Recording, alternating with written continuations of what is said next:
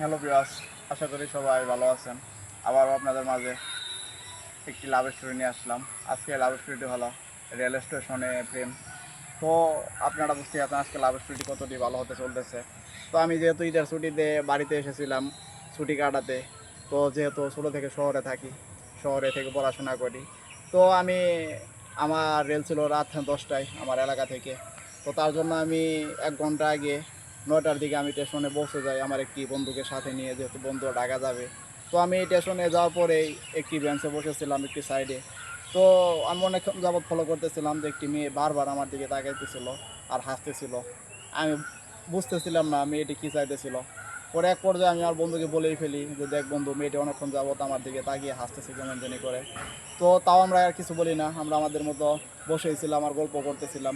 তো আমাদের গাড়ি ঠিক রাত 10টায় রেল স্টেশনে পৌঁছে। তো পৌঁছানোর পরে আমরা 2 মিনিটের ভিতরে গাড়িতে উঠি। উঠার পরে যে আমাদের বগিতে আমরা বসেছিলাম, আমি তো উঠে তো মানে এক প্রকার কী আর বলবো, মানে আকাশ থেকে পড়ে গেলাম। কারণ ওই বগিতেই আমার সামনের সিটে মেয়েটি বসেছিল। তো মেয়েটি সিটে বসার পরেও কেমন জানি তাকিয়েছিল, হাসতেছিল। পরে আমি এক পর্যায়ে তাকে জিজ্ঞেস যে, কী হয়েছে, কী সমস্যা আপনার? আপনি কি আমাকে চিনেন, অথবা আপনি কি আমার পরিচিত, হাসতেছেন কেন? তো আপনাকে আমার অনেক ভালো লাগে তাই হাসতেছিলাম। তো এরকমভাবেই আমরা ঢাকা পর্যন্ত একসাথে যাই। যাওয়ার পরে আমি তার ফোন নাম্বারটা নিয়ে নিই।